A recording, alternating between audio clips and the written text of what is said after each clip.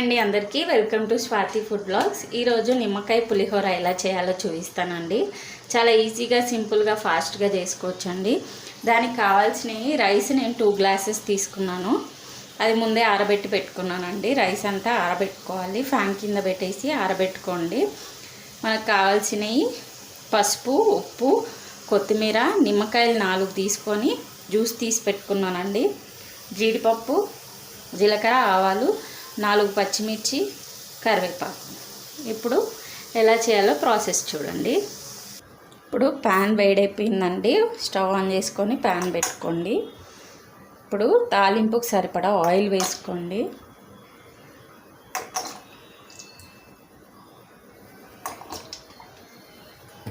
ఇప్పుడు ఆయిల్ వేడయ్యాక ఇప్పుడు ఆయిల్ బాగా వేడైపోయింది కదా, ఇప్పుడు జీడిపప్పు వేసుకున్నామండి.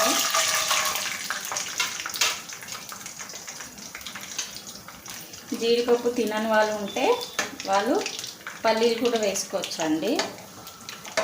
మేమైతే ఎక్కువ వేస్తాను జీడిపప్పుయే, పులిహోరలో బాగుంటుంది టేస్ట్. చూడండి, జీడిపప్పు ఇలాగా లైట్ బ్రౌన్ కలర్ వచ్చినప్పుడు తీసేయండి.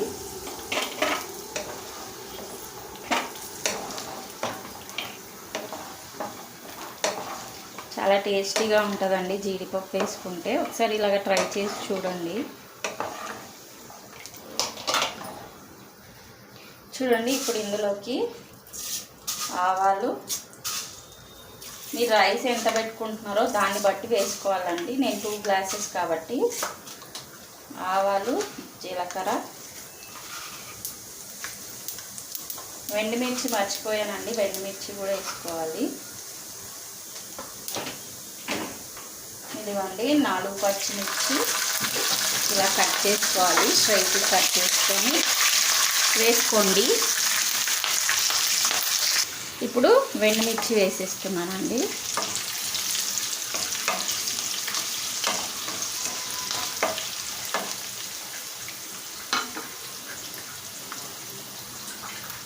అలాగే ఇప్పుడు వెండిమిర్చి కొద్దిగా ఫ్రై అయిన తర్వాత, తొందరగా మాడిపోతాయండి, ఇది సిమ్లో పెట్టి చేసుకోండి. చూడండి, ఇప్పుడు ఎండుమిర్చి కూడా మంచిగా వేగిపోయింది కదా, కరివేపాకు వేసుకున్నామండి.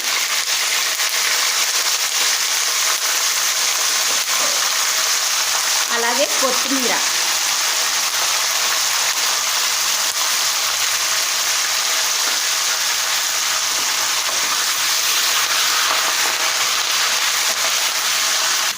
ఇప్పుడు ఇందులోకి 1 స్పూను పసుపు వేసుకుంటున్నానండి. 1 టేబుల్ స్పూన్ పసుపు. ఎందుకంటే రైస్ మనము ఎక్కువ వేసుకున్నాం కాబట్టి పసుపు కొంచెం ఎక్కువ వేసుకున్నాను. అలాగే 2 టేబుల్ స్పూన్ సాల్ట్ వేసుకున్నాను. వేసి ఒకసారి కలిపేసి ఇంకా స్టవ్ ఆపేసుకోండి. స్టవ్ ఆపేసాము. ఇందులోకి జీడిపప్పు వేసేసి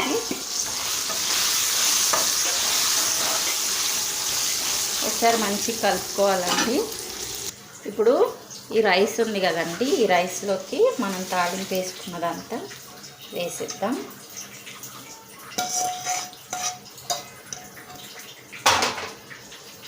అలాగే లెమన్ జ్యూస్ అండి, నేను 3 లెమన్ పెట్టేవి తీసుకున్నాను.